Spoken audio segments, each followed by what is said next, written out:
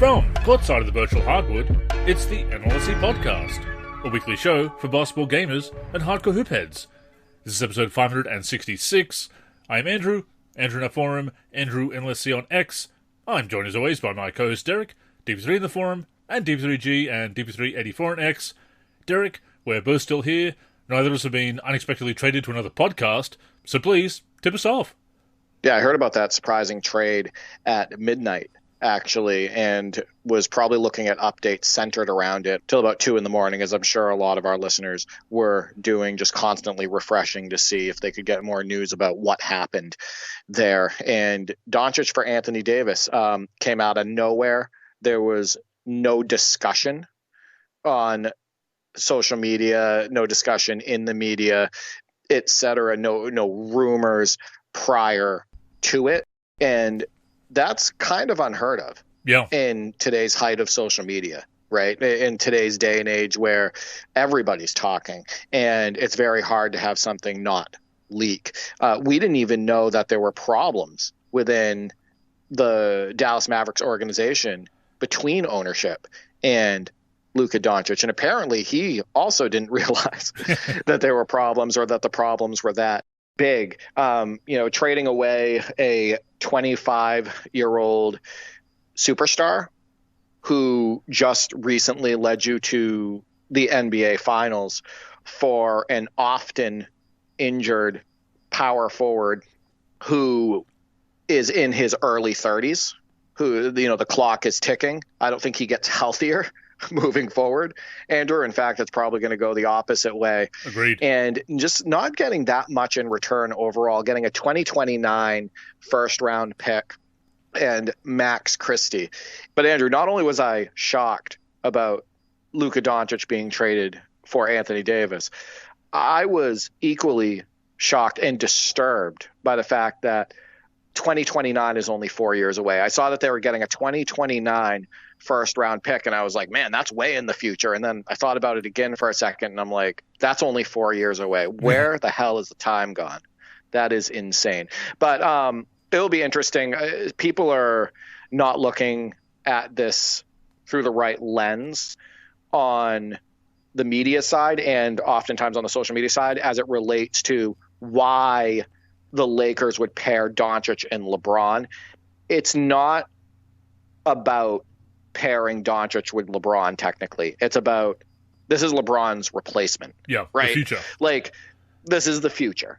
Exactly. So this isn't a question of, will Doncic and LeBron be able to coexist on the court? Will they be able to win a championship together? How much success will they have?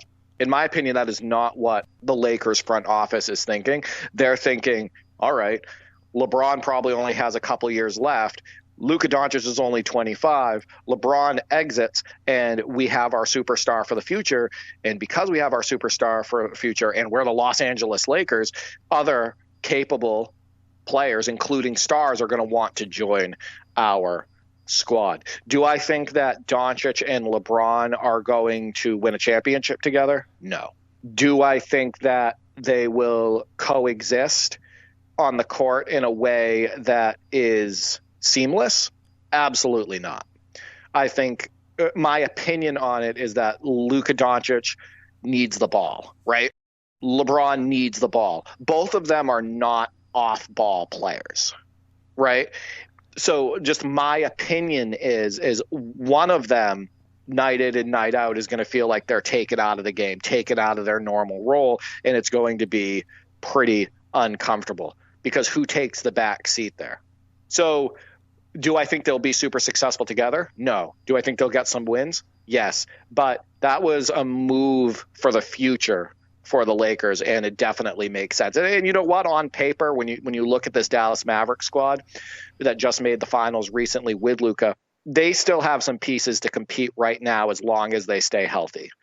Kyrie's health is always questionable. So is AD's. Klay Thompson obviously has a significant injury history due to missing an entire season, right?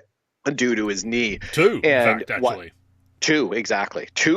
seasons, in fact, due to that injury. So health is a concern, but on paper and when healthy, that Dallas Mavericks team can compete with pretty much anybody in the West, right? Because they have the rim protection with Anthony Davis. They still have Kyrie, who can take a bigger load as a scorer. Klay Thompson, who's been kind of inconsistent, can still light you up and spread the floor. They still have a competing team. Was it the best move for the future? Absolutely not, from my perspective, right? They didn't get enough back. They didn't get enough future assets and whatnot. But for win now, I think that they're still going to be winning games as long as they stay healthy. I agree, and it's funny, I mentioned on Twitter, I mentioned in our Discord, that it feels like we're in somebody's franchise mode save, right? What a crazy deal that you'd only think you'd see in video games. People have actually been trying to make this trade in NBA 2K, and the game rejects it. What is reality? What is realism in a franchise mode? Another whole topic that we could come back and cover sometime in detail, because reality is often unrealistic, if you will, trying to put that on the virtual hardwood. Yeah, it's definitely a move made for the future for the Lakers. I think any success they have in the short term is going to be a bonus for them. Will they win the championship? Look, I'm not going to say never. I agree with you. I don't think it will happen. But again, that's not the point. It's about building for the future. The Mavericks, such a weird, something has happened there as far as them losing confidence or some kind of, as you noted, fallout that even Luka wasn't aware of himself. So it's very strange. People have been talking about collusion because of the relationship between Harrison and Pelinka. Look, I don't know. I don't think anything's going to come of it. It certainly is strange. It certainly is a big deal just before the All-Star weekend, before the deadline, this big news. In a season where the ratings have been down for the NBA, which is obviously leading into the conspiracy theories as well. Again, I just think it's just one of those strange things that happens in sports sometimes. One of the craziest deals in NBA history, obviously. But yeah, what a league-changing move. And as for the 2029, I know exactly what you mean. I remember working on rosters back in the day for NBA Live and making the trades, and I'd be keeping up with all the transactions, the trades, etc. And you'd see teams swapping picks for 2012, 2014, 2015, and that sounded so far away in the mid-2000s. And now 2029 sounds so futuristic, but yeah, like you said, only 4 years away. Yeah, it's just wild stuff. Well, as it relates, though, to the, quote, conspiracy theory, end quote, as you know, most conspiracy theories end up being true, number one. And number two, it's a theory, right? People are thinking that it's possible there was collusion. And how do we know that in the future that there wasn't? Or that something doesn't come out related to that? We don't know. If you remember correctly, with Kevin Garnett, when the Minnesota Timberwolves traded him to the Boston Celtics, there was also rumors back then of collusion between Kevin McHale and Danny Ainge, of course, right? Yes. As former teammates and whatnot. Kevin McHale, still having ties to Boston and being a legend for Boston and whatnot. So this isn't the first time where a trade happened and then everybody was like, come on, there had to be something here. There had to be conversations prior. These two people know each other. They have a strong relationship, etc. Well, that matters. I mean, even if it's not a conspiracy, relationships matter in business and the NBA. So even if it's nothing nefarious, the relationships still matter. Right. Absolutely. And I also want to point out, too, that, there's that circulating video where Michael Finley, after a big win, enters the locker room and takes a beer out of Luka Doncic's hands. Right. And people talk about how that's hilarious and it's funny and, et cetera. But there have been rumblings about his fitness. Right. About not being prepared coming into the season. There's been, talk about lack of dedication in that regard as related to his fitness and whatnot. And also he's currently injured.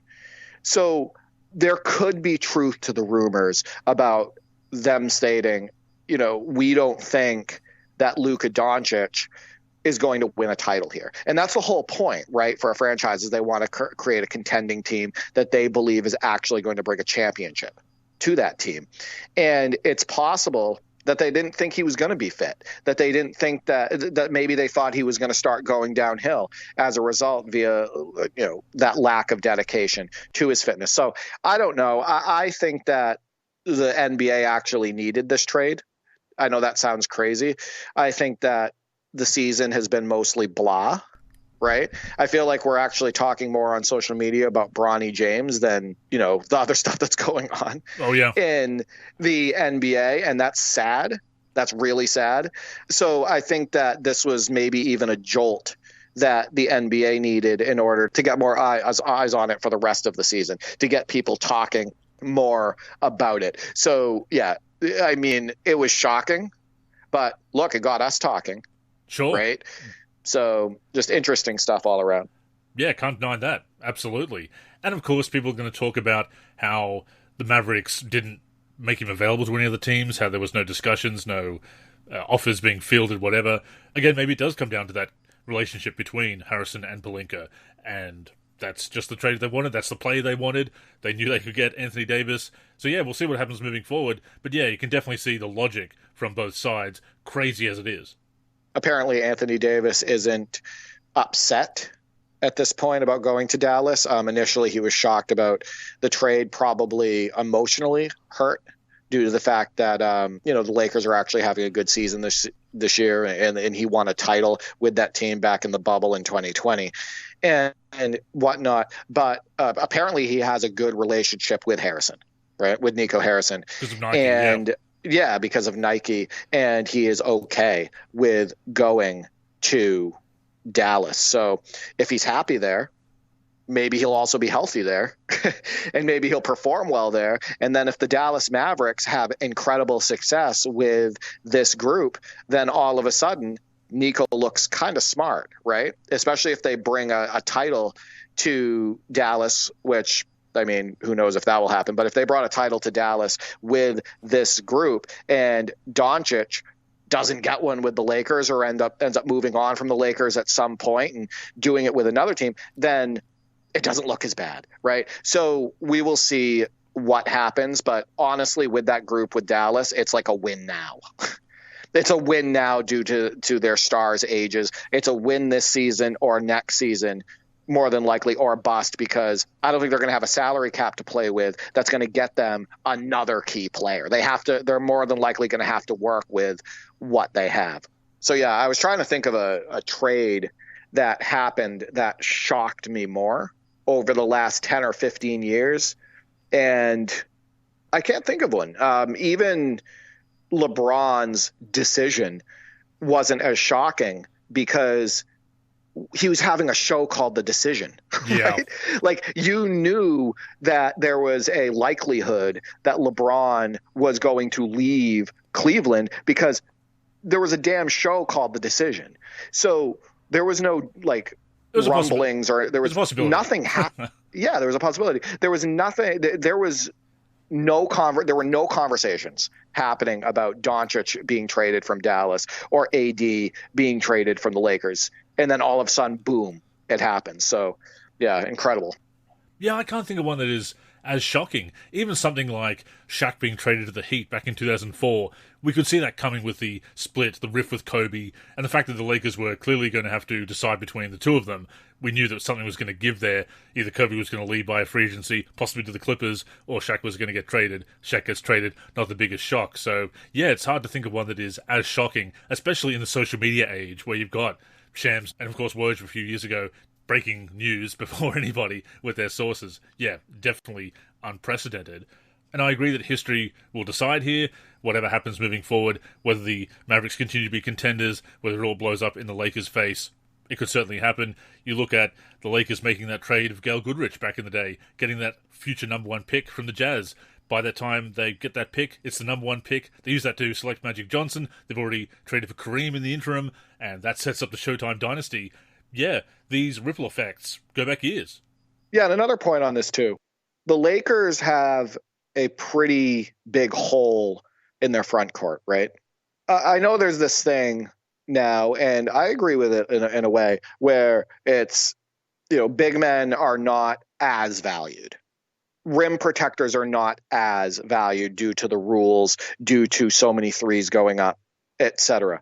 But if you think of the recent champions, they had incredible size and incredible versatility on defense overall, including last year's Celtics. Tatum is a big body, Andrew. He is a big player, wide shoulders, tall. They had Porzingis. They had Al Horford. They had big bodies protecting the rim, and those big bodies were versatile, right? And that makes a big difference. Same thing with the Nuggets when they had Jokic and their small forward is Michael Porter Jr., who's 6'10", and they had Aaron Gordon out there. What did they have, Andrew? Size, right? You go back to the Bucks championship. One of their biggest strengths was the fact that they were so versatile on defense, protecting the rim. They had Giannis and they had Brook Lopez, and Brook Lopez has been historically a good rim protector and whatnot. Somebody who's going to challenge people at the rim. And Giannis could just cover from block to block and whatnot. They had the size and versatility that they needed in their front court, and as rim protectors. And then you go back even to the bubble championship for the Lakers. Same thing. We talked about it at the time on the podcast. I was talking about their strength. They had excellent size with Anthony Davis, LeBron James, Dwight Howard, et cetera, et cetera. So that hole that the Lakers have created now in their front court, while I don't think bigs are quite as coveted today as they were, in past decades, or even quite as important, I think that that's still a hole that needs to be either fixed, which I don't know if they're going to be able to, or worked around. And I'm not 100% sure they're going to be able to work around that lack of depth and lack of rim protection that they're going to have in the front court. I agree. Bigs are not useless, even if roles have changed. It's funny to see some speculation, as a final point here, that LeBron is going to get traded. Of course, he has a no-trade clause. I don't know about you, Derek, but I don't see that happening. Yeah, I don't see it happening. I mean, he would have to want out, and I think he would take his son with him, right? Like, oh, we're going back to Cleveland. Oh, we're going here. We're going there. And I think that LeBron controls his own destiny. I think LeBron has always controlled his own destiny. In the NBA, I feel like he can do basically whatever he wants, and I think that he wants to retire as a Laker, right? So I think he's going to end up retiring as a Laker, but I think that'll probably happen within the next couple of years. Agreed, and on one final point here, who's looking around at the moment saying, what the hell? Jimmy Butler. Yeah, I think the Jimmy Butler thing is expected. When I hear that Jimmy Butler is having problems with ownership, I think back to his issues, when he was with the Bulls and when he was with the Timberwolves, yes, and the issues that he was having, not only with ownership, but with players, right? He was having feuds with players in practice in Minnesota and whatnot.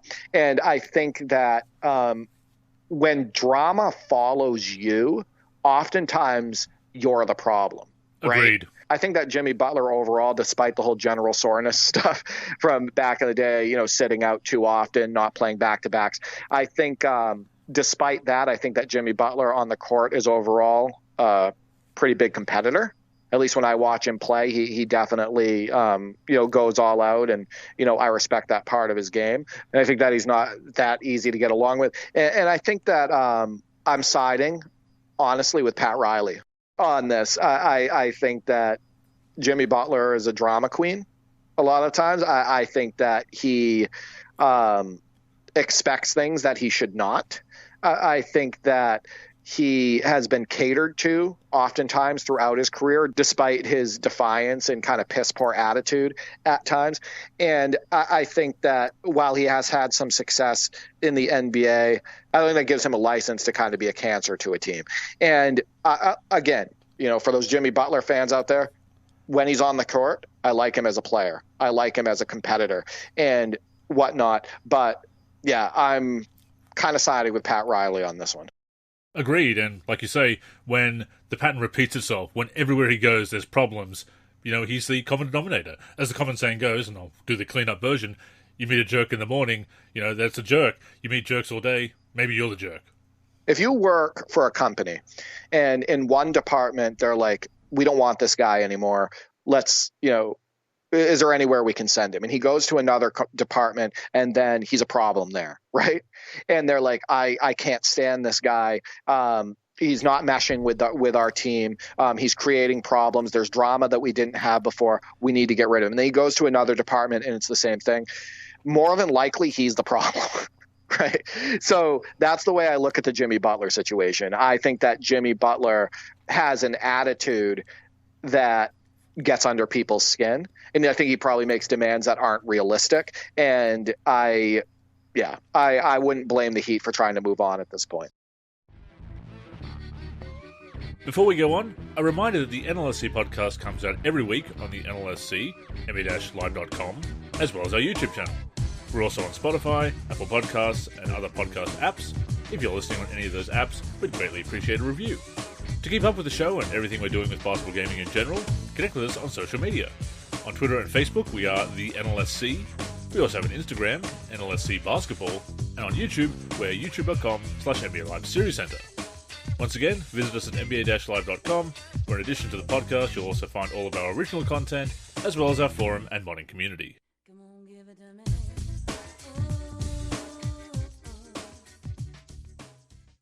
So, Andrew, let's get to our main topic today, which is centered around underrated NBA players from the past.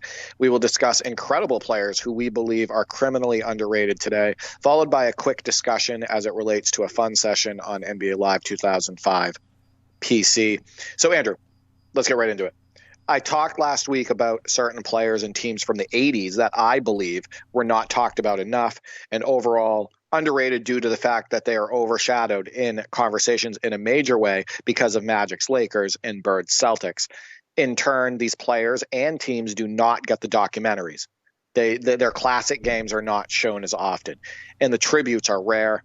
So what ends up happening is so many people out there, especially the youth today, that didn't live through that decade of hoops, know very little to nothing about these extraordinary talents. But this also goes for decades prior to the 80s. So the 90s, the 2000s, et cetera, which is what you and I lived through, right? 90s, 2000s, 2010s. Etc. So I'll throw it over to you first. What incredible player from the past do you believe is criminally underrated today and not talked about enough? Well, as you said, our era is kind of the 90s and 2000s as far as what we grew up watching, and we also have a great respect for the 80s as well. But I'm actually going to tip things off with a player that was well before our time. I've brought him up on recent shows, really kind of been fascinated with him recently, actually, and that is Elvin Hayes.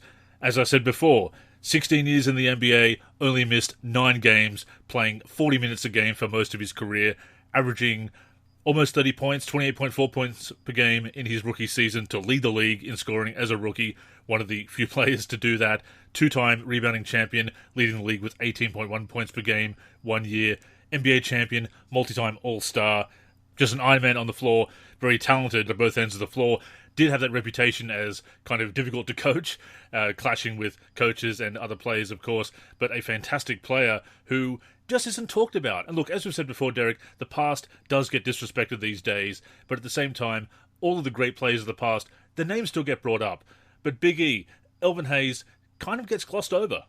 Imagine averaging 21 points per game and 12.5 rebounds per game for your career, along with 2 blocks per game and a steal a game, and not being talked about, right? Those are amazing numbers for how long he played. He played from 1968 to 1984, and he was just an Iron Man. He was so consistent. You know, he basically was just as durable as a guy like AC Green, but putting up much bigger numbers. His rookie year, he averaged 28.4 points and 17.1 rebounds. His rookie year. That is insane. He also led the league in rebounds twice with 18.1 and 16.9. But yeah, I absolutely agree with you. I think he's a fascinating player because of the durability to go along with the consistency, right? Which is actually very rare in basketball history. And then if you look at his playoff numbers, Andrew, he never averaged under 20 points per game in the playoffs. So he brought that consistency from the season into the playoffs. He also averaged 13 rebounds per game for his playoff career, higher points per game for his career in the playoffs, and higher field goal. So his numbers also went up when it mattered, right? In 1978, when they won the championship, he played 41.3 minutes per game in that finals series and averaged 21.8 points and 13.3 rebounds, 2.5 blocks, 1.5 steals. That is unbelievable performance from Elvin Hayes. And it's kind of wild, as you mentioned, debuting in 1968 and playing through to 1984, was actually on the same team as Ralph Sampson, was back on the Rockets for his final year playing behind Ralph Sampson. Kind of funny that he's began in the Bill Russell era and was almost there in the Jordan era. There in the early stages of the Magic and Bird era, obviously. But these players, you talk about generations, a lot of players that do play over 10 years end up playing through multiple generations. So when they say, oh, this player couldn't have played in this era and this player couldn't play in that era. So stupid. Yeah. So stupid. The players adapt. It's basketball, right? The basketball doesn't change weight or size. The hoop stays the same height. The court stays the same dimensions. I'm so sick of that stuff. In 81, 82, Andrew, when he was age 36, so he started in the 60s and now we're in the 80s, he averaged 16.1 points and 9.1 rebounds a game in 37 minutes a game. These players adapt. So with my first choice, I'm going to go with Monster Mash, Jamal Mashburn. I saw him in real time throughout his career, as did you, and have recently been on a Jamal Mashburn YouTube binge. Andrew, his skill level is right up there with the likes of Tracy McGrady and Kobe Bryant. I will say it on the NLSC Podcast, episode 566. By the way, 566 is also Larry Bird's highest single-season assist total. So this episode is special. And Larry Bird is underrated today sometimes as well, by the way. But anyway, back to Mashburn. For his career, only a one-time All-Star, mostly due to injuries. He peaked at 24.1 points per game. He had tremendous size for a small forward, listed at 6'8", 240, with wide shoulders, kind of built like a tight end, Andrew. Impeccable post game with all the moves, post fadeaways, sometimes off 1 foot Dirk style, up and unders, baby hooks, step throughs, could knock it down efficiently from three, deadly in the mid-range, could play bully ball similar to Carmelo Anthony. In fact, better at times than Melo at bully ball. He averaged 5.6 assists per game in his all-star season in 02-03. So he was an intelligent passer as well. Big body on defense who could cover multiple positions, could handle the rock as a point forward and in one-on-one situations. If it wasn't for knee injuries, he would have put up even bigger numbers and had a more successful career. But his knee injuries made him retire after the 03-04 season at age 31. He had signed with the Philadelphia 76ers. And was going to play with them in the 04-05 season if he had not been hurt. But Monster Mash, Andrew, I've been watching full games and highlights of him on YouTube and watching him go toe-to-toe with T-Mac, where T-Mac scored 41 and Mashburn scored 40, watching his 50-point game, watching some of his 20 and 30-point games, just watching his skill set and what he was able to do and how he demanded double and triple teams sometimes in that high and low post, how he couldn't be left alone at the three-point line. I'm like, oh my God, this guy is amazing. And nobody knows about him today for the most part. None of these kids know about how incredible Jamal Mashburn was as a player. He was the example that you put out there when you posed this question to the community, rightfully so. And I had to go back and look at his numbers because I'd forgotten. I'm thinking of Mashburn, on the Heat after he'd suffered a couple of injuries. He was that role player for the Heat for a few years, but then he had that resurgence when he went to the Hornets and made that All-Star team. I remember that when you mentioned it. Yeah, what a great skill set that is overlooked these days. Had the misfortune of landing on a terrible Mavericks team. The Mavericks were terrible in the 90s.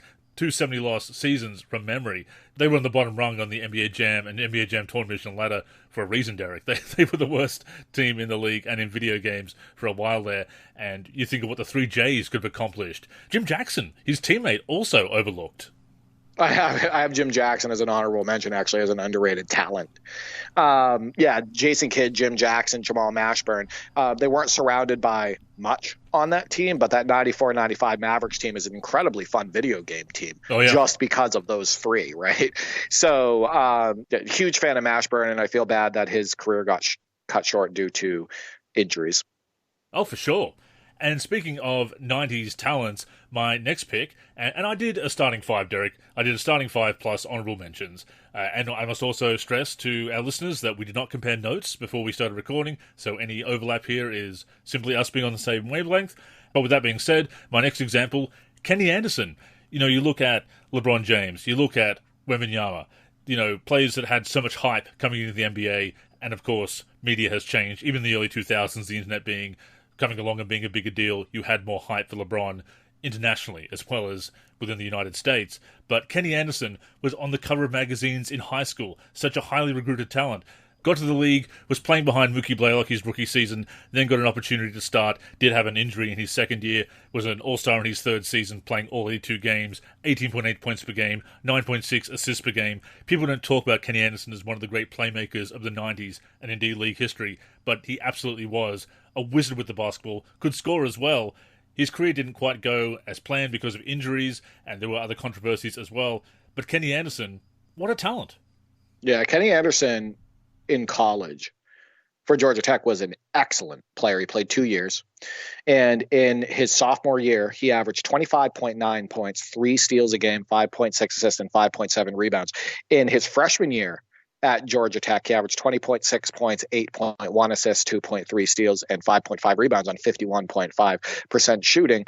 And he also lit it up from three. I think that's the other thing that these kids today don't understand is they think that players from the late 80s and 90s and whatnot were shying away from the three-point line, even on the college level and whatnot. But his sophomore year, Andrew, of college, Kenny Anderson took 6.2 three-pointers per game and shot 35.1%. In his freshman year, 41% from three on 3.3 attempts per game. So he had that college range. It didn't translate as well to the NBA with the line moved out, but he could still hit one every now and then and whatnot. But yeah, ball on the string, great pick and roll player, great guy to have at the top of the key and whatnot. Worked incredibly well with Derek Coleman on those early 90s Nets teams and whatnot, and throughout his career with other, capable bigs and whatnot. But yeah, Kenny Anderson was an excellent player. And of course, great video game player as well in NBA Jam Tournament Edition. The Nets, despite not being a great team on the ladder, not ranked high on the ladder, still a fun team to use. And yeah, it's a shame that we didn't get to see the full potential realized because of those injuries and so forth. But yeah, some exciting years there with Derek Coleman. And I've actually seen Derek Coleman and Kenny Anderson interact on Twitter, and it's kind of cool to see that they're friends all these years later. Yeah, I love to see that. I also want to point out Kenny Anderson was a very good player on my Celtics in the early 2000s. And, I talk about how well he worked with bigs. I feel like he worked incredibly well with Antoine Walker and the bigs that we had at that time. But yeah, I also, back to the social media piece, I do like how players like Kenny Anderson and Eldridge Rakasner and Nick Van Exel at times, they're on social media interacting with the fans, keeping, in contact with players that they played with or players that played at the same time and whatnot. Yeah, I think that's really cool when that happens. Next for me is Amare Stoudemire, Andrew Stat. Most of the kids today know him from his Knicks days or later on, or they see like a dunk or two if it's shown on social media. I was incredibly annoyed and actually felt insulted for Amare Stoudemire when the media was pushing that John Collins was as good, or that John Collins was a fair comparison in general. Andrew, Amare was a freak. His ability to take over games on the offensive end was impressive, but it was the way that he did it. He was an effortless leaper, like Westbrook, but at 6'10".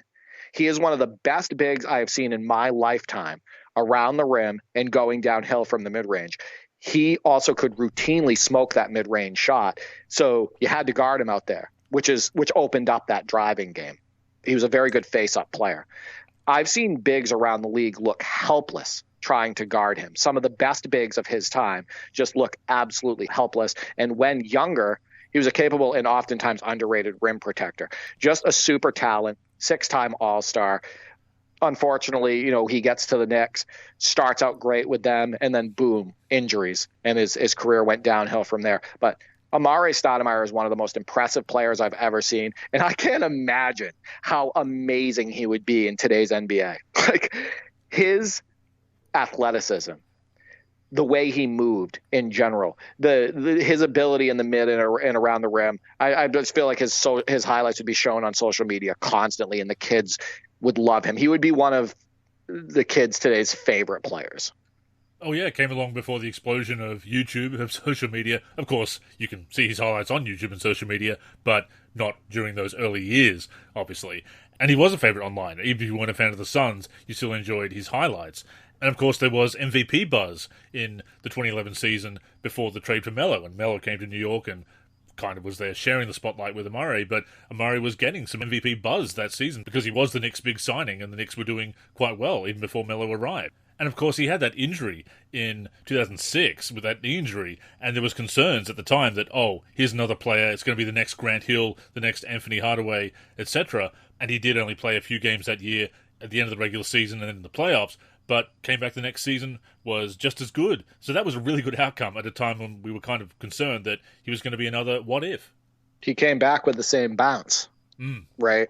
And that's what players usually lose. You look back at Grant Hill and you look at Penny, and when they came back, they really lost that bounce. And even in Grant Hill's all-star season with Orlando in the mid-2000s, a lot of people forget that, by the way. They say, oh, Grant Hill was derailed completely after his injuries, or he wasn't successful after. I mean, he was still an all-star with Orlando, right?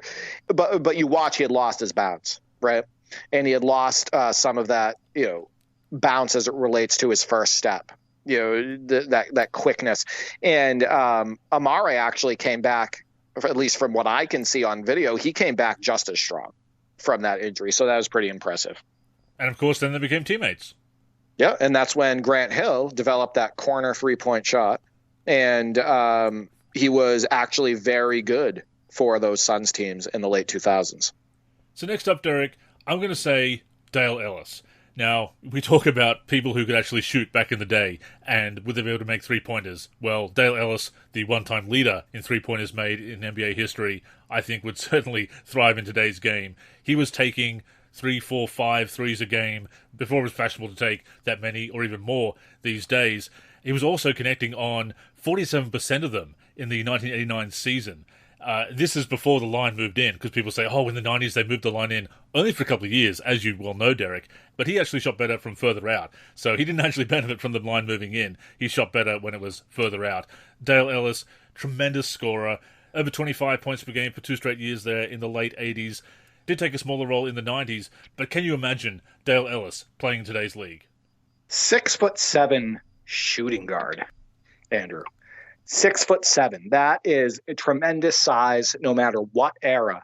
Because you look at shooting guards today too, like Devin Booker, 6'6", so small, shorter than Dale Ellis. 6'6" Jaylen Brown. You have Bradley Beal, who's shorter as well, and I could go down the list. 6'7" is tremendous size for a shooting guard, and he had an effortless shot. He had a quick release. He averaged over 27 points per game at one point in his career. And yeah, I think that Dale Ellis, we had a whole show about, players that we think would be better today. I think Dale Ellis could be a 30-plus point per game scorer consistently in today's NBA because of, he'd be getting better looks at three due to the landing space foul rule, which discourages hard contests. I think he would have even a bigger size advantage today, and I think that he was an incredible athlete. So yeah, I think Dale Ellis would be even better today. And possibly a bit underrated as a defender. Not a huge playmaker as far as getting assist numbers, but wasn't a black hole either. Again, it's the shooting touch that really makes him stand out. And as far as being overlooked, again, people saying that nobody could shoot back in the day and they couldn't hit from three. But yeah, he was taking a healthy amount of them and making them too. He's also on a great video game team from the 80s and a stacked Dallas team where they had Mark Aguirre, Rolando Blackman, Detlef Schrempf, Dale Ellis. They are that Dallas Mavericks team is super talented and they are loaded. So they make for great to watch on TV and a great video game team. Next for me, you know how much I love Jason Williams, Andrew. He's one of my favorite players of all time. Absolutely. Ball on a string, fancy passer, showtime, right? But the kids today think that Jason Williams brought flash back to the NBA, right? That Jason Williams was the only player at the time when he came into the league that brought that flash and style and swagger. And I got to tell you, Nick Van Exel was already in the NBA at the time.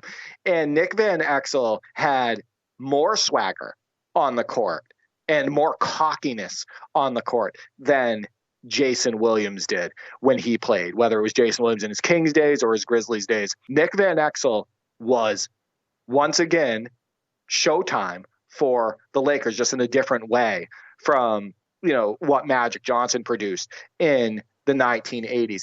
Nick Van Exel was a must-watch player on any national TV broadcast, or if you lived in that area, obviously, local broadcast. Ball on a string, fancy passer, just unpredictable, super flashy, pull-up threes on the break, pull-up guarded threes all over the floor, which he would often hit. They talk about great scoring point guards of the past and you know, great ball handlers of the past and whatnot. And Nick Van Exel never gets brought up. The other thing that doesn't get brought up when it comes to Nick Van Exel, when people actually talk about him, is he was producing wins. He was on some really good, successful Lakers teams. Did they win championships? No, but they were pretty damn good during the regular season and whatnot. So Nick Van Exel, super underrated, in my opinion. Agreed, and a great example of how players from the past get overlooked because they're not talked about enough, because they didn't get enough all-star selections, just because they didn't end up in the top 50, the top 75, the top 100 of all time. They just get written off as plumbers and dentists and so forth, and all that stupid nonsense that we don't need to get into again, obviously. But a perfect example of that fantastic player, that really skilled player that people just forget about because he was playing with a couple of all-time greats in Kobe, a young Kobe, and Shaq, obviously, and not the most successful Lakers team, but certainly some good Lakers teams. So yeah, absolutely overlooked. Another piece of this too is to go along with that swagger, to go along with the flash and whatnot. He was just a more capable and better scorer than Jason Williams, right? He was way more dynamic as a scorer. And that actually translated to his years in Dallas, right? When he was, you know, sometimes coming off the bench even for that team. And he had some monster performances in the playoffs. He could still do it, but he just took a lesser role. And I believe he had, you know, some 30, 40-point games and whatnot in the playoffs with Dallas. So Nick Van Exel throughout his career was a professional scorer. He was excellent at it. So Derek, for my next pick, I'm actually going to throw it back to the 80s again. Bernard King. Talk about one of the best scorers in NBA history. Never in the top 10 of all-time scoring leaders during his career, fell just short of 20,000 points, mostly because injuries kept him out a couple of years there. He averaged 32.9 points per game in the 1985 season, the highest average that year, not the highest total. That was some young kid called Michael Jordan, actually. I think things turned out pretty well for him as well. But anyway, he is talked about, as much as he's disrespected, MJ is at least brought up as an all-time great these days. But Bernard King, just multi-time all-star, dominating in the 80s, had that great performance, clutch performance against the Pistons, playing for the Knicks in 1984, injured in 1985, missed the whole of the 1986 season, came back for 6 games in 1987, later had a rejuvenation with the Bullets, averaged 28.4 points per game in 1991, a great comeback season there, an all-star once again, injuries struck and pretty much brought an end to his career at that point. Did play one more season, just 32 games with the Nets in 1993, but multiple seasons averaging over 20 points per game, could score just any which way inside the paint. Imagine if he was healthy, having Bernard King and Patrick Ewing on the same team. Yeah, so coming back from that injury where they stated that he would probably never walk correctly again, they stated that he would certainly not play basketball again. And then, to come back from that surgery and average 28.4 points a game at 34 years old in 90-91, make the All-Star team, receive some MVP votes, etc. What a great story. Right. And Bernard King is actually just one of many great scorers from the 80s that gets completely forgotten about today, that doesn't get talked about. And I'll say again, one of the reasons is the fact that so much focus is on the Celtics and Lakers as far as coverage goes, is, Magic and Bird and whatnot. And, sometimes people will talk about the Pistons as well because they were 2-time champs there in 88, 89 and 89, 90. But players like Bernard King, Mark Aguirre, who averaged over 29 points a game, Adrian Dantley, who had multiple seasons with over 30 points per game, great scorers like Otis Birdsong and Purvis Short, guys who could get you 25 to 30 points on any given night. Those players are completely forgotten about today. They're never brought up in conversation. They're never talked about amongst the great scorers and whatnot. And I do think that it's unfortunate. And Bernard King, once again, is right in line with, the players that I just mentioned. And I always associate Bernard King with learning about NBA history. because he had been retired a few years by the time I really got into basketball and wanting to learn as much as I could about NBA history. And I remember reading about him in Slam magazine because Spike Lee, being a huge Knicks fan, of course, brought him up in an interview with Slam magazine. So that was kind of my introduction to Bernard King. And of course, he was talked about on a few of the NBA VHSs back in the day, those home videos, such fantastic memories of those, obviously, but talking about that incredible performance with 2 injured hands against the Pistons in the playoffs, yeah, absolutely deserves more respect. He also had really good size at that small forward position, 6'7", only listed at 205, but you know that those are usually rookie weights. He definitely put on some size and muscle, throughout his career and had those wide shoulders, and he looked physically unstoppable. And a lot of the footage that I watch, going downhill, he's just another guy who was a professional scorer. So Andrew, next for me, Mark Price, ridiculous shooter with one of the best strokes of all time. Ball on a string, ridiculous in the high pick and roll, elite at splitting defenders, incredible passer. Kids today rarely hear about Price. And when they do, they hear that he could shoot the three, right? That's about it. But he was an incredible player, leading some awesome Cavs teams. He could get a shot off whenever he wanted. He was very similar to Steve Nash in the way that he could have averaged more points if he wanted to, and he could have done it efficiently, but he was also a team player. And Steve Nash said that one of the biggest regrets of his career is the fact that he didn't shoot more, that he didn't, take more of the load as a scorer, because he was definitely capable of that. And Mark Price, I think, would be better today than he even was back then, based on his skill set, based on the fact that in today's NBA, he would probably be asked to shoot even more, and you would see those averages go up. But yeah, just an incredible player. I'm glad that I already threw out my disclaimer, because Mark Price is the last player in my starting 5 of this topic. Yeah, like you say, tremendous shooter in the 50, 40, 90 club back in 1989. Like Dale Ellis, taking more threes before it was really fashionable, making a lot of them, 3-point shootout champion, multi-time All-Star, playing for the Cavs as he did, running into the Bulls as they were rising, and, there's no shame in losing to the Bulls at the height of their powers as they started to rule the roost in the NBA. But yeah, another player who would absolutely thrive today, being encouraged to shoot more, from 3, having more space to shoot, and, as you said, an underrated playmaker as well. 10.4 assists per game in 1991. Watching him split defenders and dish it off to the wing, or watching him in the pick and roll and dump it down or hit the pop guy, all of that stuff, just his ability to see the floor and have the ball on a string in the process, just a wizard with the ball. He was excellent as a playmaker and scorer. So, Andrew, I have a few more to mention. The next 3 we're actually going to throw back to the 80s. Bobby Jones, who also played in the 70s as well. Guys like Bobby will never get the credit they deserve. 6'9" power forward who was just a menace on defense, and one of the smartest players I have ever watched on video. Career averages of 1.5 steals and 1.4 blocks per game, but was also good on the boards and incredibly efficient from the floor. Also a super athlete, a gazelle up and down the court. I know that you remember that dunk on Larry Bird where he just rises up and jumps into him and over him and throws it down with one hand. Just a blur on fast breaks. Obviously a big part of the successful 76ers teams of the 80s, and had a great 2-year stint in the ABA as well. 4-time NBA All-Star, 1-time ABA All-Star. Bobby Jones was awesome. Oh yeah, we've had some fun with him in video games as well. Of course, got his start in the ABA. Next name I'll throw out there is World Be Free. This guy could get his shot off from anywhere.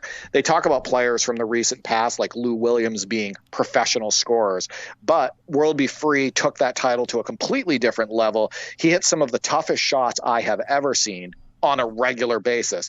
One of the most unique jump shots of all time. He peaked at 30.2 points per game in 79-80 and averaged over 20 points per game for his career.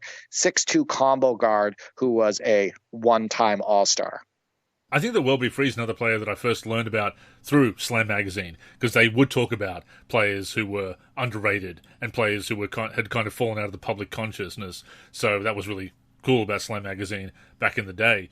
Yeah, I was looking up his stats the other day because, as you know, I am adding players to NBA Live 06, missing legends, so that I have that roster to work from with those legends already there, and I'll put that up on the side as both a base people can use and as a base for other projects that I'm going to make. Will Be Free is on that list, so I was looking up his numbers. Yeah, like you say, a professional scorer. That jump shot he had, when he released it, the ball would sky through there, kind of like Derek Fisher, who's actually on my list. I'm going to bring him up in a second, where it's such a high arcing shot and it just absolutely splashes through the net. It will never get old watching that on video. So before I throw it back to you, Derek, a couple of my honorable mentions. First of all, both Ron Harper and Derek Harper. Not related, but certainly the same era. Ron Harper, also an underrated scorer for the Cavaliers and later the Clippers, and he famously likened playing for the Clippers to being in prison at the time and was fined for that. Well known for the 5 championships, 3 with the Bulls, 2 with the Lakers. And even though his years with the Bulls not his best statistical output, he still had the skill. He was still a great defender. He would still knock down threes. He would still get up and throw down dunks, actually, even with bad knees at the time. He still had that talent there, and early in his career, absolutely could fill up the hoop. And Derek Harper, solid playmaker for years, and also underrated defender as well, received several votes for Defensive Player of the Year back in the day. Neither of them were an All-Star, and they were 2 of the biggest All-Star snubs, I think, during the 80s and 90s. Yeah, Derek Harper was incredible during parts of the 80s and whatnot. And that Dallas Mavericks team that I mentioned earlier with Orlando Blackman and Mark Aguirre, he was part of that winning Dallas team. And yeah, I think Harper was on many good teams, and his skill set as a point guard to go along with his size, he had great size at that point guard position, made him a really good NBA player. As far as Ron Harper goes, he's another guy that is pretty active on social media, constantly giving his opinions about the past NBA and the current NBA and things that are going on and whatnot. So nice to see that Ron Harper is still active as it relates to talking about the game.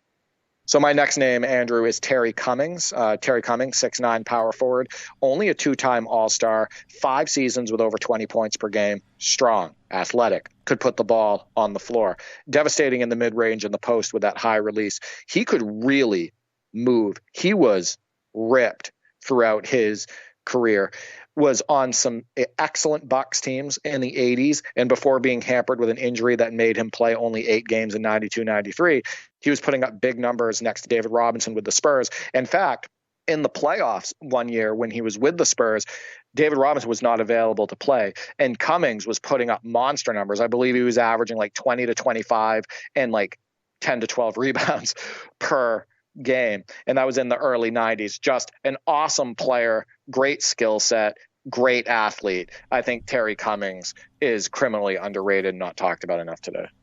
Oh, absolutely. And it's unfortunate those injuries did prevent him from being an All-Star a few more times and made him into more of a role player as the 90s went on. But to that point, still incredibly skilled, still sought after in the 90s as a valuable reserve player. And I'll see your Terry Cummings and raise you Ricky Pierce. He is former teammate. In fact, they were traded from the Clippers to the Bucks. 2-time Sixth Man of the Year, 23 points per game off the bench in 1990, 20.5 points per game off the bench in 1991. Tremendous scorer, not a big three-point shooter, at least not early on in his career. Did develop that three-point shot later on. Also traded for Dale Ellis, actually, in 1991. The aforementioned Dale Ellis, not a scorer to the level of a Will Be Free, of course, but still a tremendous bench scorer back in the day.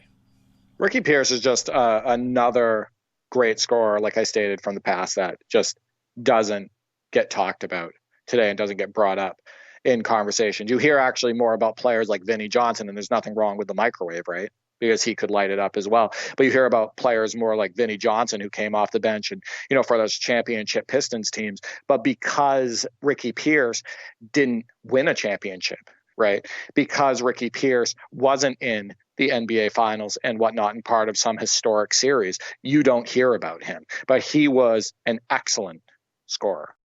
My next name is Derek Fisher. And yes, I think Derek Fisher was an incredible player. A never All-Star, but one of the most clutch players I have ever seen. My brother and I routinely watch playoff games from the past. There were so many times when Kobe and Shaq were struggling, or later on Kobe without Shaq, where Fisher carried the team in the fourth quarter with huge shots in close games. Such a steady, strong player on both ends. Terry Porter is another name I'll mention in a similar vein. Of course, Terry Porter, a better scorer overall than Derek Fisher, but they brought kind of the same dynamic to their team, that steady play at the point guard and the ability to make huge shots. I can't even tell you how many times we're sitting here watching Lakers footage. We're watching, full games from the past, because you don't see these on the highlights. You don't see those Derek Fisher performances in the fourth quarter in highlights. You only see him if you watch the full games. And you'll see him, they're down by 2 and he makes a monster 3 with 6 minutes to go, high arcing, splashes through the net. Does the same thing a couple minutes later, hits another shot, makes a great pass. Derek Fisher was awesome for those Lakers teams. Yeah, apart from the 0.4 seconds left against the Spurs, that incredible shot, you don't often see those highlights. But yeah, absolutely a clutch player, dependable playmaker for them as well. There's a reason they brought him back, to be alongside Kobe on those 2 championships in 2009 and 2010, of course, and a key player on the three-peat as well. And how weird is it to see him in a Thunder jersey or a Warriors jersey or Jazz jersey? Yeah. Those never looked right. And speaking of players who were never all-stars and underrated playmakers from the 90s, Rod Strickland, leading the league in assists in 1998, and could also score the basketball. Not the best outside shooter, but could make the 3. And you talk about having the ball on a string and being a wizard with the basketball. And of course, during his career for a few years there, he was a wizard with the basketball, quite literally. But yeah, Rod Strickland. Yeah, he's also in coaching now, I believe, in real life, and is very active on social media, oftentimes, giving his opinions on the state of basketball today, good and bad and whatnot. So Strickland was on some really cool teams in the past. He was on the early 90s Spurs with David Robinson and Terry Cummings. And he was also on the Bullets with Chris Webber and Juwan Howard. And just, he was on some really fun teams from NBA's past. And throwing it back to the 80s, Adrian Dantley, just one of the most efficient scorers in NBA history, scoring over 30 points per game in a few seasons there. Like Alex English, not really talked about enough. Adrian Dantley and Alex English will never get their due because of how grounded they were. Adrian Dantley and Alex English could score as many points as a guy like Dominique Wilkins, but it be completely overshadowed by the way Neek did it, right? Because Neek was oftentimes above the rim and he was throwing it down hard and throwing it down on defenders. But Alex English and Adrian Dantley would get 4 inches off the ground all game and put in 30 or 40, right? Both of them operated in the same or similar areas in, 15 feet and in most of the time, or 16 feet and in. Adrian Dantley was also a very good back to the basket player, but both Alex English and Adrian Dantley were professional scorers who were not flashy at all and did not play above the rim. And actually, if you think about it, that's also the way it was with Mark Aguirre for the most part, and Bernard King. All 4 of those guys will never get their due because their play style wasn't flashy. They were effective, not flashy. And I'll finish up with 3 more honourable mentions here, Derek.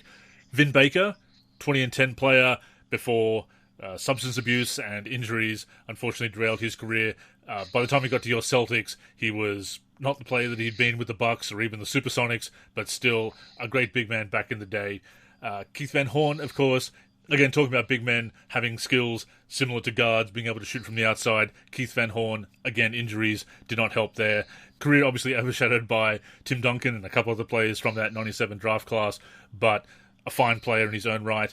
And even Latrell Sprewell, it's my final honourable mention. Latrell Sprewell, yes, he's a multi-time All-Star. Yes, people remember him. Unfortunately, they remember him too much for the controversy, the whole incident with PJ Carlesimo, and of course the I've got kids to feed at the end of his career there. Although I do think he had a point about veterans being shortchanged that you don't see as much of these days, and that is a good thing. But what a tremendous two-way player Latrell Sprewell was, playing 40 minutes a game as he did, just tireless, putting up numbers at both ends. Yeah, I'm a big fan of Spree. Vin Baker is among a long list of power forwards from the 90s that, in my opinion, had elite footwork. an elite mid-range and post-game. Players similar to players like Larry Johnson, right? And a healthy Antonio McDyess. And the next guy on my list, LaFonso Ellis, the Fonz. 6'8" power forward, never all-star, but just another excellent big from the past, similar to an 80s player like Roy Hinson, who could also be on this list that has been forgotten about over time, often injured, but when healthy, he just looked incredible, peaked at 21.9 points per game in 96-97. LaFonso Ellis, Vin Baker, Larry Johnson, Antonio McDyess, and so many other power forwards from the 90s.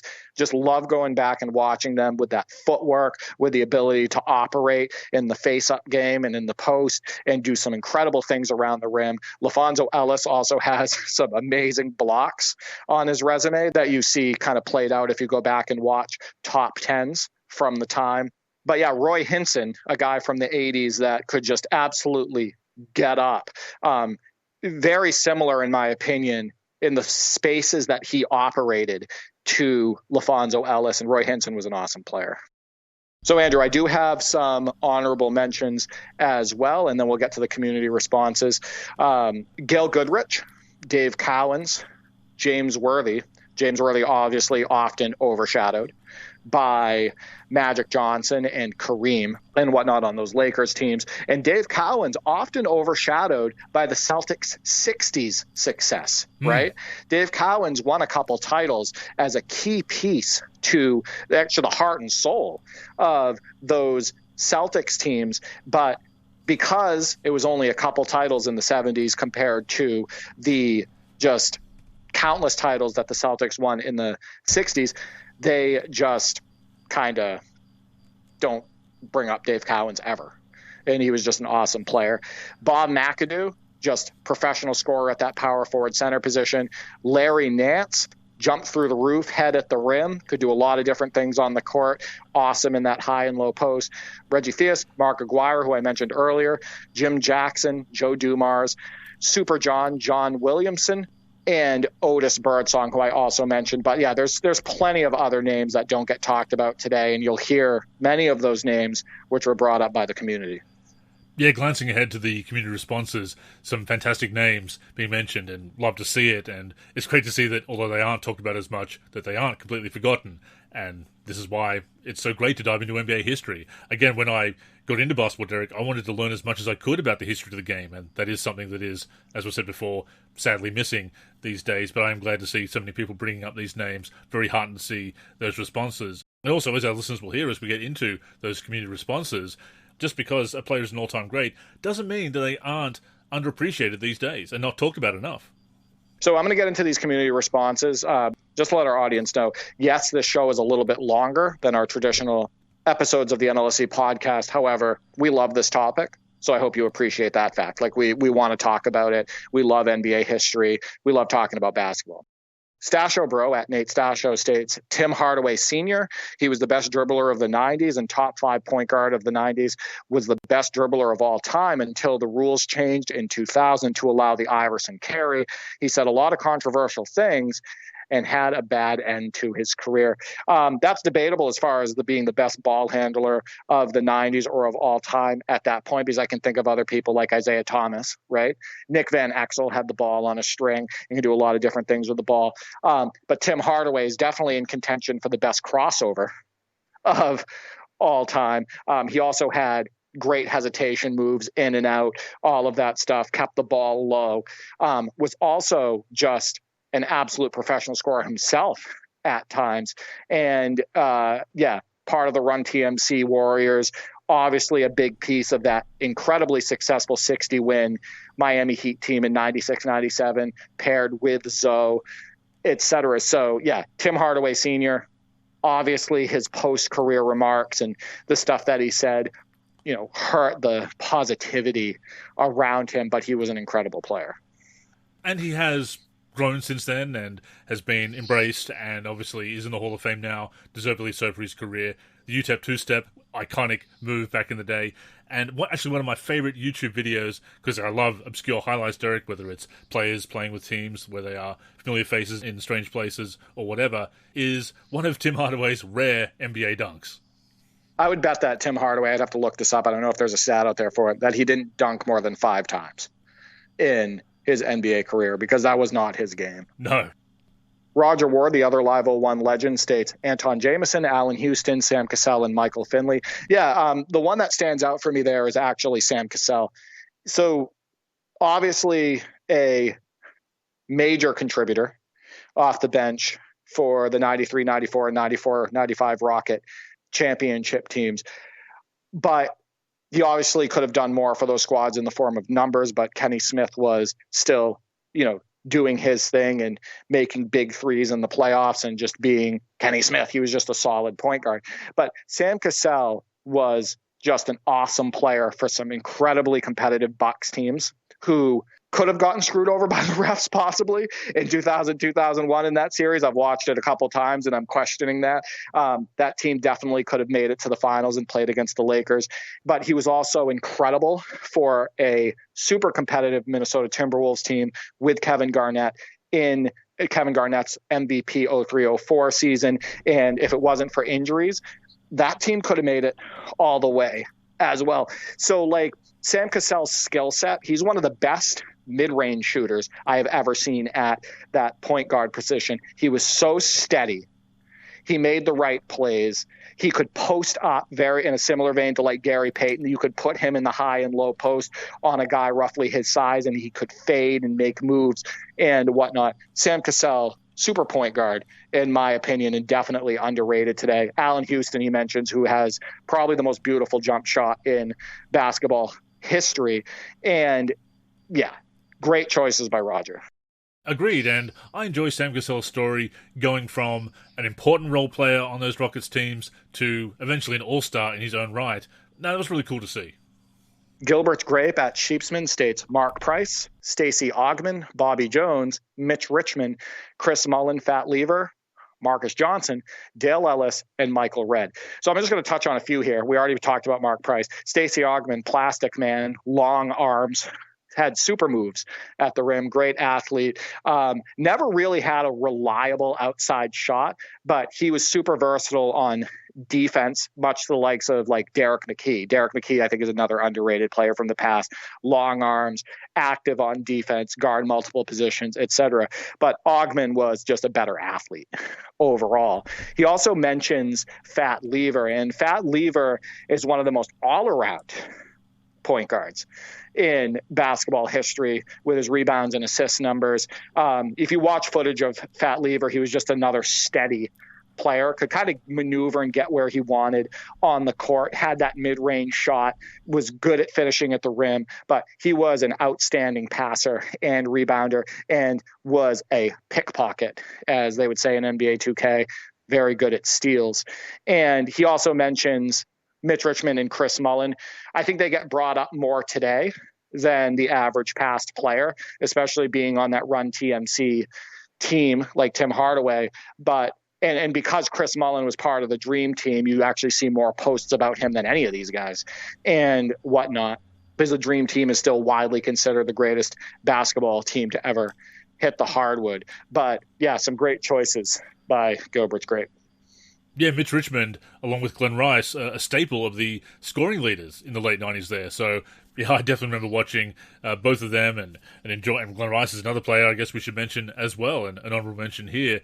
Three-point shooters, again, before it was fashionable, but could also kind of do it all offensively. And, of course, the NBA Live 97 cover player.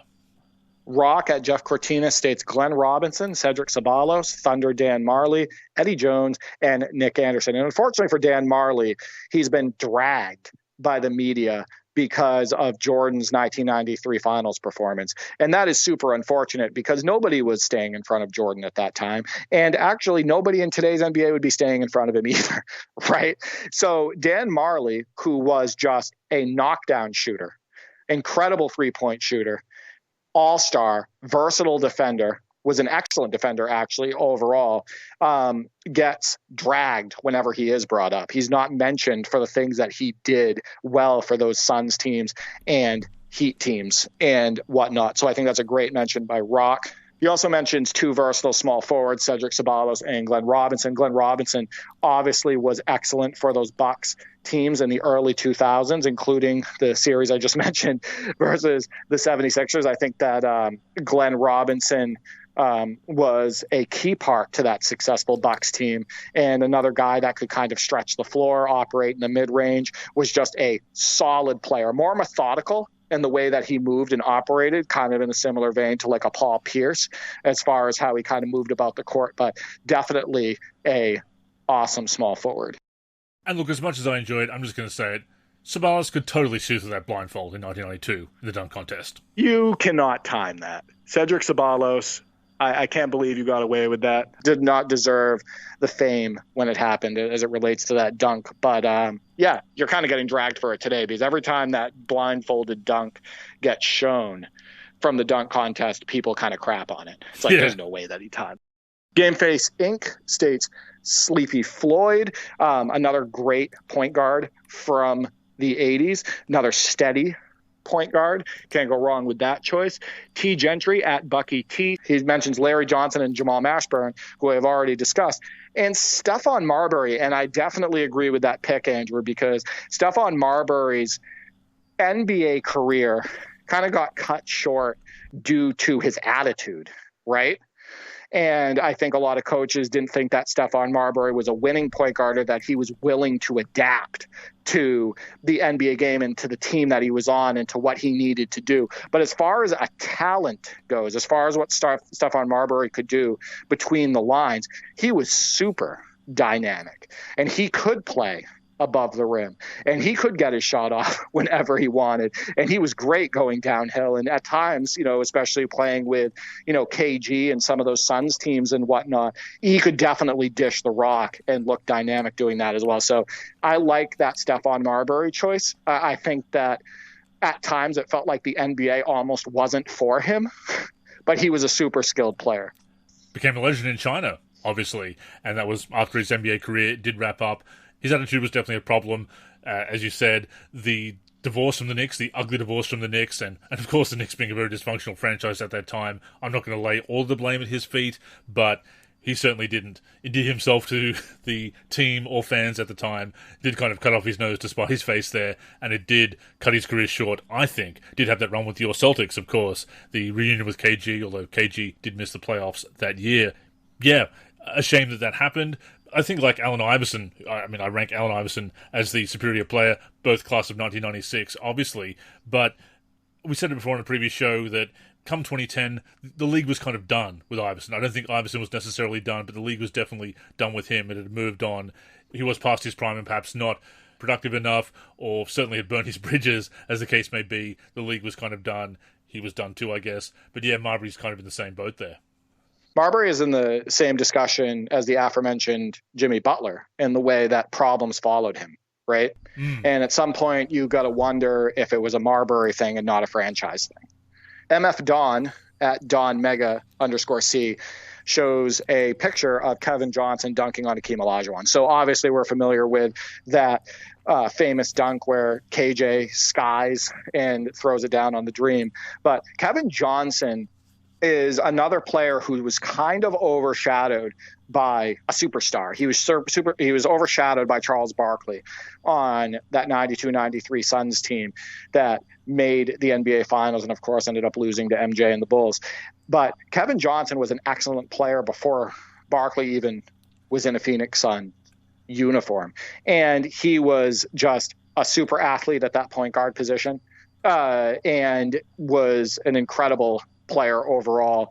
And I feel bad for players from the past like Kevin Johnson and players even like James Worthy from those Lakers championship teams who never really get their due based on the players and names that were playing around them, right? Like James Worthy played with Magic Johnson and Kareem Abdul-Jabbar, but as an individual talent, he was elite, superstar individual talent. One of the best players I've ever seen inside the three-point line on the offensive end. And KJ, like I stated, I think he kind of gets overshadowed by being on that 92-93 finals team with Barkley.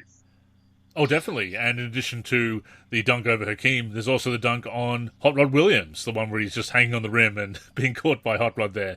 Yeah, such a dynamic, exciting player. And you go back and you look at his stats, and they're better than a lot of people remember. Yeah, no, his assist numbers, his steal numbers, his scoring numbers, his efficiency. Yeah, Kevin Johnson was an incredible point guard. Ryan Cammons at Low Poly says, just ask Reggie here. And he shows a picture of Reggie Miller falling all over himself as Eddie Jones dribbles by him. Yeah, Eddie Jones, again, overshadowed by many players that he played with, including Kobe Bryant, right? And he also played with Dwayne Wade when Wade first came into the league. But Eddie Jones as an individual talent, as an athlete, as a professional scorer himself was fantastic. And he was also long on defense. But yeah, Eddie Jones definitely underrated. That tremendous leap he had in 1997, I want to say, to score. That's Brandon, states Clyde the Glide, and he shows a picture of Drexler throwing it down from almost the free throw line on Isaiah Thomas, that famous dunk.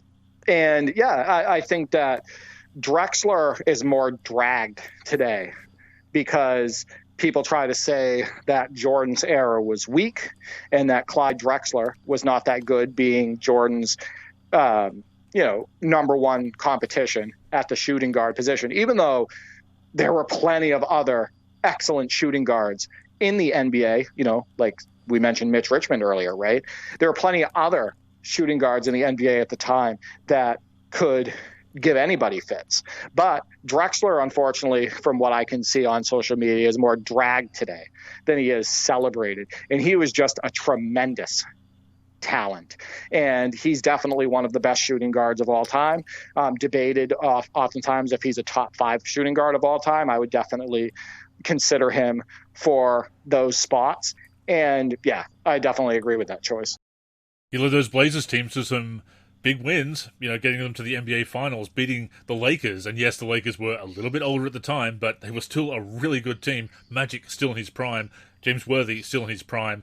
Other players. Magic was still winning MVPs. That's the thing people forget. Magic, not only was Magic still winning MVPs, but when Drexler joined Houston and they won the championship in 94-95, he averaged over 20 points per game in that final series. He gave the Orlando Magic fits. They could not stop Clyde Drexler. He was excellent on that championship squad. And I'll never forget the article that I read from, it was Sports Illustrated, and they did it was a revamped top 50 players of all time. And their reason for not including Drexler in the top 50 was stating that he was old by the time that he joined Hakeem in Houston. And the only time that he was able to get over the hump and win a championship was when he was a tag-along with Hakeem Olajuwon, acting like he didn't contribute.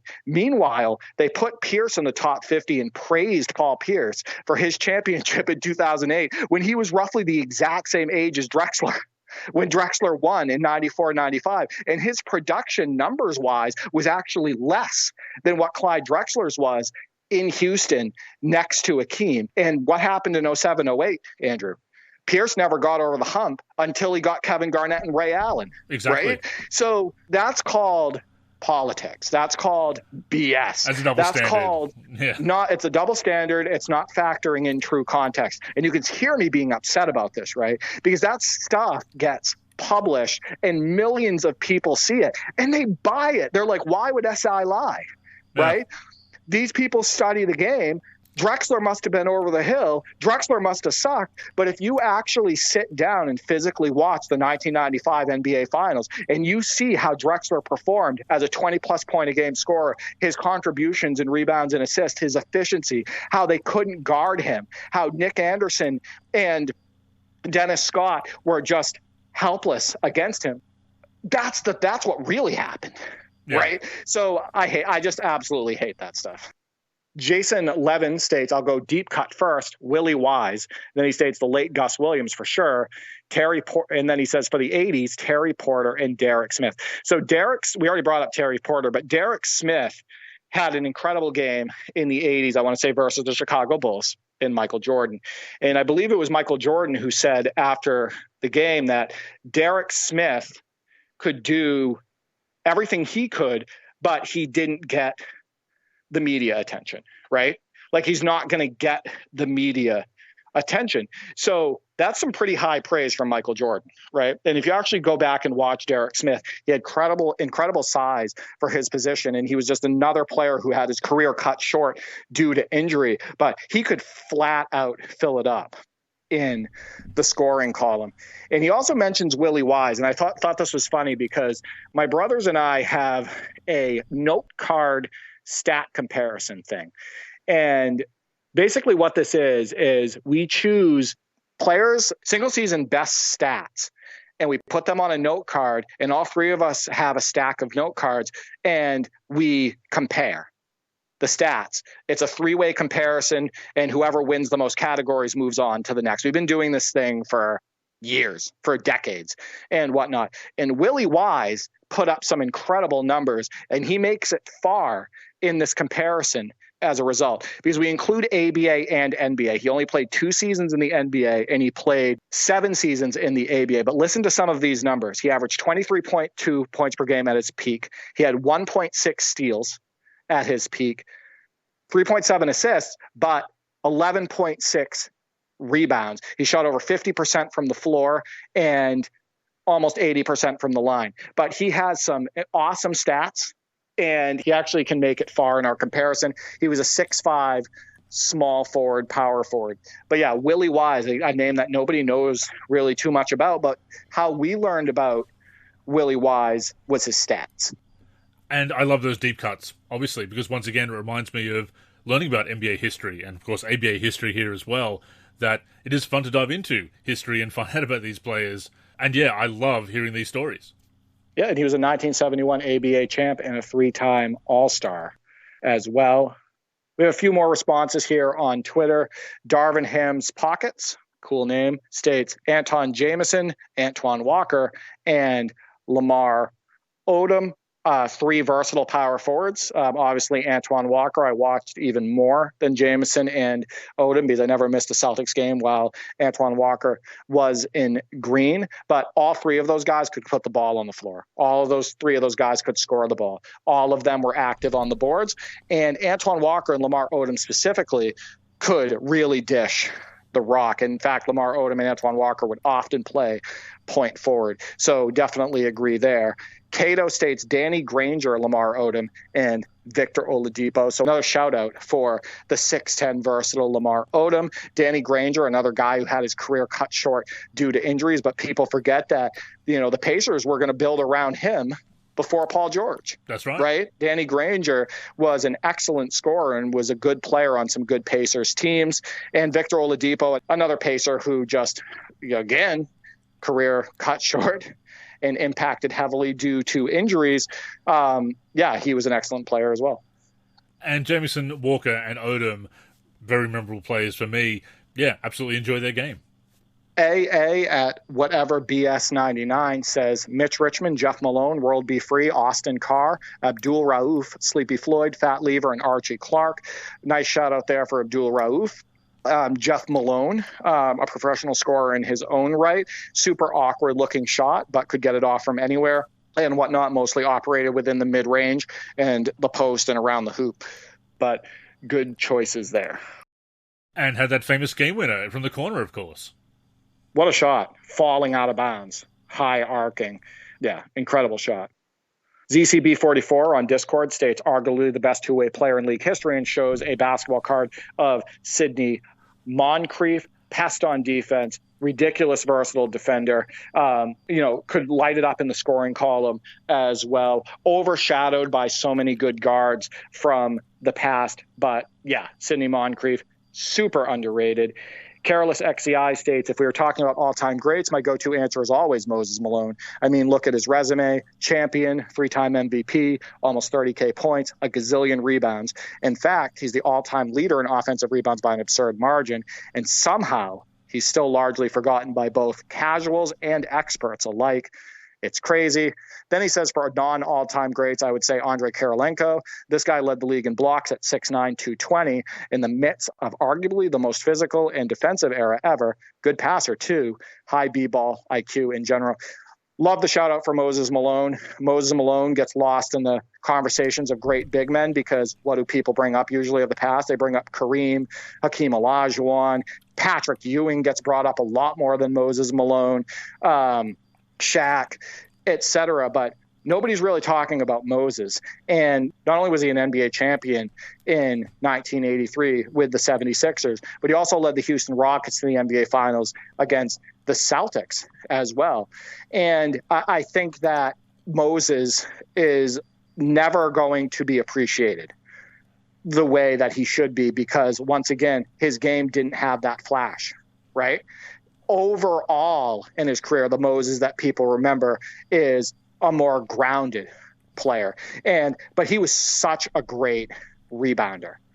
And he was such a great defender. And Moses is never going to get the credit that he deserves. Sidney Moncrief, first of all, absolutely one of the best two-way players in NBA history. Underrated dunker, actually. Could get up and throw it down.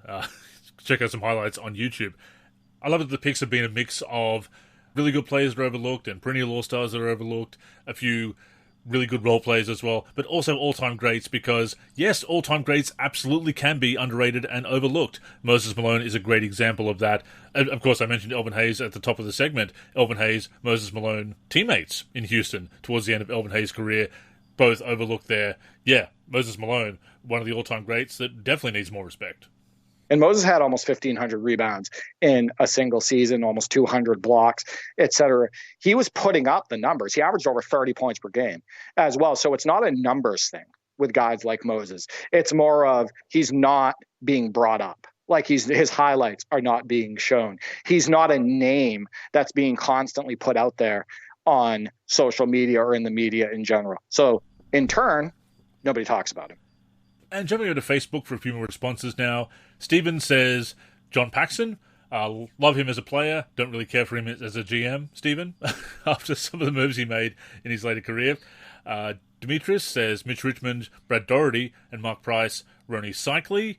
And Michael says, Allen Houston, Glenn Rice, Michael Finley, Lamar Odom, Glenn Robinson, Elton Brand, Anton Jamison, and Rasheed Wallace. So a lot of familiar names coming up. Sheed. I love it. I love that somebody brought up Sheed because his impact on the defensive end, which obviously could be felt at the 2004 Pistons, but even before that on those successful Blazers teams and whatnot in his short time also in Washington, I think that Sheed was another guy who could have put up more points if he was more aggressive on the offensive end. I think that it's been reported by multiple players who played against him in the past that he may have had the most unstoppable fadeaway that they had ever played against and whatnot. Just effortless, high arcing release. Sheed is somebody that could also stretch the floor. Just an excellent player. Unfortunately, most people remember Sheed for his antics on the court, right? For his temper, for getting into it with refs, all of that stuff. Technicals and stuff like that. But he was an incredible player. And then Elton Brand, who I consider along the lines of some of the guys I mentioned, Larry Johnson, healthy Vin Baker, healthy McDyess, healthy LaFonso Ellis, that footwork, right? The footwork in the mid-range and the ability to hit that mid-range shot and, the ability to also play bully ball and, a younger, healthy Elton Brand was oftentimes also above the rim. I was watching a game recently with the Clippers. I want to say it was actually mid-2000s, 2005, 2006, and he must have thrown it down on defenders 3 or 4 different times in that game. I love power forwards like Elton Brand. Renee says, Arvydas Sabonis was as good as Jokic, but injuries and age got in the way. He would have been an NBA MVP in his prime. It is a shame that we got Arvydas Sabonis in the NBA after his prime, after the injuries had taken their toll. It's been reported that he would have qualified for disability, actually, based on doctors' reports when he arrived in Portland in 1995. But, yeah, a tremendous player, one of those great what-ifs in NBA history. I'm glad that he did get to the NBA, and we did still get to see some pretty good stuff from Sabonis in his later years. But, yeah, that is one of the big what-ifs if he'd been able to come to the NBA in the 80s when he was drafted by the Blazers. our first looks at Sabonis as NBA fans was the super grounded, kind of limited mobility Sabonis. And the thing is that he was still a key part of those Portland Trailblazers teams because of his skills, right? That skill set, his ability to pass the ball, his ability to stretch the floor and hit a three every now and then, his strength down low. And that's the thing that's kind of deceiving about stats is, he wasn't great at shot blocking when he was with Portland. He wasn't really getting up off the floor like he did when he was younger, but he had a big body and he would get in the way and he would cause a lot of misses at the hoop. So, yeah, we saw grounded Sabonis. But if you actually go back and watch 80s footage of Sabonis, the limited 80s footage that there is out there in early 90s before he came to the NBA, when he was able to move, what a dynamic center. Unbelievable size, well over 7 feet, and just had great hands and could do a lot of different things. Ray says Rod Strickland, Tim Hardaway, and Terrell Brandon, more point guards from the 90s, mentioned them before. Alexander says Michael Finley and Jim Jackson have to be on that list for sure. Also, I know Chris Webber's in the Hall of Fame, but I don't think most people realize how great he was before the knee injury. They're like, he played for Sacramento, he was good, that's it. In my opinion, he was up there with Timmy and KG, and is one of the best passing bigs I've ever seen play. And yeah, see Webb in the Hall of Fame, as he says, but yeah, kind of overlooked. I want to say this. I know that I'm part of the right basketball community when I see multiple mentions of Michael Finley and Jim Jackson, right? You guys know ball. You guys know hoops. The fact that you guys see the skill sets of those players and they're like, damn, these guys should be talked about more. And yeah, Chris Webber, I think he's talked about more today than, many past bigs, and I think that part of the reason is he also spent a lot of time in the 2010s and early 2020s in the commentary booth, right, being a commentator and stuff, so he had more exposure. I think that Chris Webber is also just in a long line of great power forwards of his time, the Dirk Nowitzkis, the Kevin Garnetts, and then just many power forwards that we've already mentioned on this show, the Rasheed Wallaces and everything. But yeah, I think Chris Webber was an incredible player and could do it all on the court. Jerry says Michael Redd, another mention of Lamar Odom and Marcus Camby. Jared says probably the best Charlotte Bobcats alum as far as players has spent more time with the Bobcats rather than the rebranded Hornets, Gerald Wallace. That man got started with bad teams and was still a joy to watch in orange. When I think of Charlotte Bobcats, I think of him. Wallace, definitely a great all-around player. Very difficult to rate in video games and not overrate as far as overall rating because of all his individual talents. But yeah, definitely an exciting player to watch. I remember him from my Live 2002 Kings franchise, actually, and it was nice to see him finally get a run with the Bobcats, even though they were bad teams, getting that opportunity with an expansion club. And finally, JV says, I've got a few. Tom Chambers, basically Blake Griffin before Blake Griffin, played the four but really was more of a tweener, one of the underrated prototypes of the modern big man. Earl Boykins was getting buckets at 5'6" in an era before pace and space. Bob Pettit, a legitimate big man who stretched the floor with a lethal pull-up jumper, sounds common now, but he was doing that in the 50s and 60s, not talked about enough. And Maurice Stokes, one of the earliest, if not first, positionless players, did everything as a power forward and centre, and this was back in the 50s. And of course, Stokes, very sad story with him becoming paralysed, but also heartwarming because of his teammate Jack Twyman becoming his legal guardian, looking after him. And of course, the Sportsmanship Award is named after those two legends. Yeah, I think that Tom Chambers and Xavier McDaniel, guys like that, those guys are super obvious incredible talents that don't get talked about today, right? Like Tom Chambers, at 6'10", the abilities that he had on the court, that big body that he had as well to go along with his height and his ability to elevate above the rim, stretch the floor, put the ball on the floor. Amazing. X-Men, who I forgot to put on my honorable mentions list, just give you 20 points and 10 rebounds pretty much any night and whatnot when he was healthy and in his prime and whatnot. The one I want to focus on actually is Marcus Camby. And Marcus Camby is another player that within video games, he's tied to the whole big men must be slow thing. So you can't really do anything offensively with Marcus Camby in video games. But if you actually watch Marcus Camby in real life, whether it's Nuggets Camby or it's younger Camby with the Knicks or Raptors Camby, That man at 6'10", 6'11", could absolutely put the ball on the floor. He was amazing at getting up and down the court, and he had amazing tip dunks, going to the hoop, throwing it down. One of the best rim protectors that I have seen in my lifetime watching basketball. He was super mobile, great athlete, great hands. Love Marcus Camby. And an NLSC Forum favourite. I remember a lot of people citing Marcus Camby as one of their favourites because of his defensive acumen and intensity. So thank you for all the responses, and thank you for listening to this long show. Real quick, we want to touch on our NBA Live 2005 PC session where we use the Orlando Magic, suspiciously missing Grant Hill, and I'm guessing that maybe he was either inactive on the roster in that game, or it was too early, like the roster that I'm using was too early. But we still had Steve Francis, Dwight Howard, Hedo Turkoglu, and this is obviously a rookie Dwight Howard, Calvin Cato starting at center, and Katino Mobley. So they're still a super fun video game team.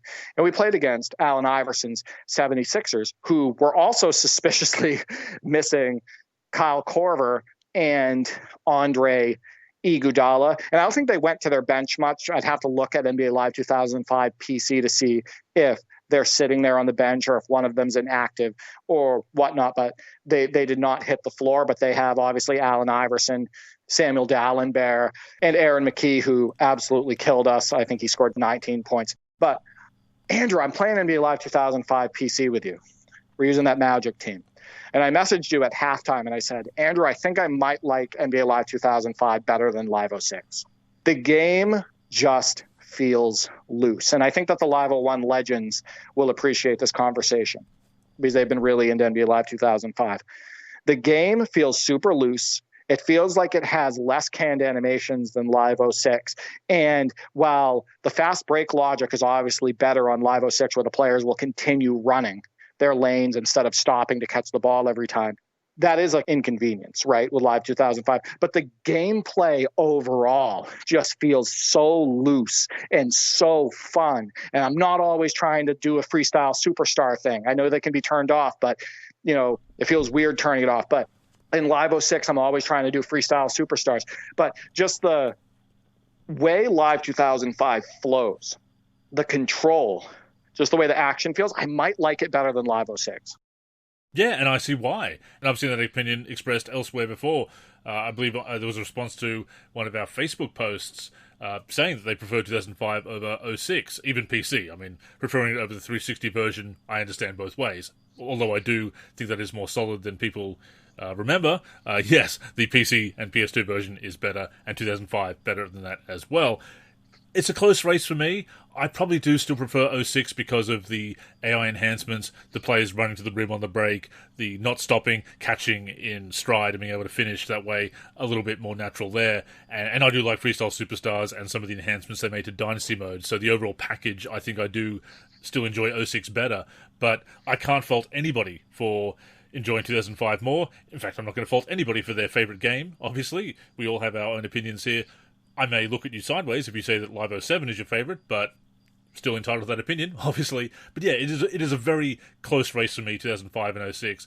And I haven't actually played a full game 2005 for a while. Obviously, I booted it up for screenshots, for articles, but haven't actually played a full game start to finish. So I want to play more of it. I remembered why I loved it so much back in the day. I always recall it as an all-time favourite, but really remembered how much I enjoy it playing that session with you. So, yeah, like I said to you after the session, I think it's going to have to be in the rotation. Yeah, I think that the biggest thing with Live 2005 is that I feel like I'm not annoyed. I feel like when we're playing, you know, when I'm executing moves on the perimeter, when I'm driving to the hoop, when I'm posting up, when things are, you know, collisions happen at the hoop, all of that stuff, I don't find myself annoyed as much as I do sometimes with NBA Live 06, right? And I think it reminds me a little bit of the difference between like Live 16 and Live 18, where I think they brought in a lot of canned animations in Live 18, right? And especially with Live 19. But with Live 16, I feel like the action feels just a little bit more organic. There's a little bit less being pulled in different spots by the game.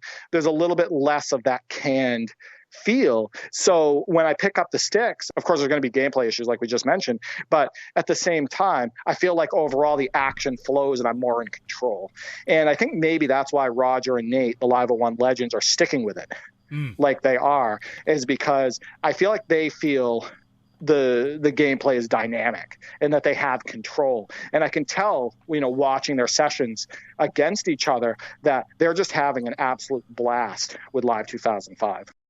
I should probably also mention that with Live 06, I did devise some sliders that I really like. And we've talked before about how sliders really do impact how much you enjoy a game and so forth. So that could be part of it. But yeah, those are two fantastic games in the NBA Live series.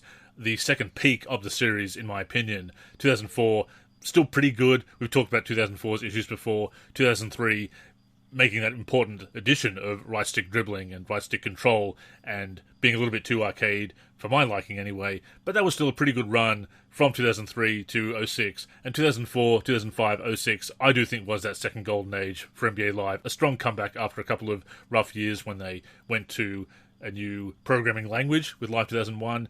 But no, I mean, I totally get what you're saying about Live 2005. 06, I still prefer a little bit more, but I could play either of those games all day. I also want to point something out. You know how 2K25 is getting praised for a better player-to-court size ratio? Did you notice how excellent the player-to-court size ratio is in NBA Live 2005? Oh, one of the best, yeah.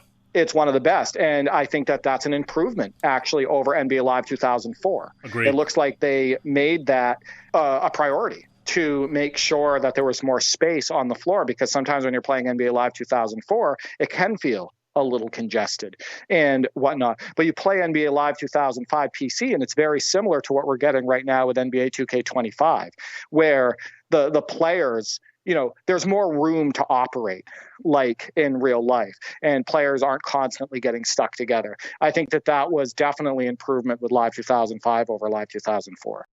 And of course, when we're talking about the whole package, that was the year they brought in the All-Star Weekend. So really a landmark release for the series and basketball gaming in general. Yeah, and how fun is Steve Francis in that game? And even rookie Dwight Howard. Rookie Dwight Howard doesn't seem very underdone there. He seems very capable. We had a lot of nice rebounds and putbacks with him. I hit a hook with him, et cetera. And, stretching out the floor with Coutinho, Mobley, and Turkoglu. Those Magic teams in the mid-2000s are a blast. And another improvement over Live 2004, having played Live 2004 recently, we talked about being overpowered too easily and not being able to overpower defenders, conversely, with players in the paint. Getting up with rookie Dwight Howard, we were able to take it up against defenders and throw it down. Yeah, I love that. I think that's so important in basketball video games, to be able to take advantage of your size and to be able to run the floor with big guys the way that they ran in real life. And I feel like these games should be made that way by default. I don't think you should have to mess with attributes, because we didn't mess with any on Live 2005 PC, Andrew. We shouldn't have to mess with attributes or mess with sliders. The game should be solid in that way by default. And I think that NBA Live 2005 overall is. And we've been talking about a game to connect on and play a season in, and that might be a candidate. It's super tempting. I haven't decided on, what I really want to play a season on, and we haven't had an in-depth conversation about it, but there's plenty of options out there, and Live 2005 is a good one. And of course, you can check out the highlights that Derek put together on our YouTube channel, and we'll continue to share those highlights from both our co-op sessions and our solo sessions. With that being said, that has brought us to the end of this week's show. As always, thank you for tuning in, and please join us again next week and every week on the NLSC, m-live.com, our YouTube channel, or wherever you listen to podcasts. In the meantime, make sure you're following us on social media, just so you can get in touch with us, and of course, stay up to date with all of our content. So Derek, go ahead and plug the handles.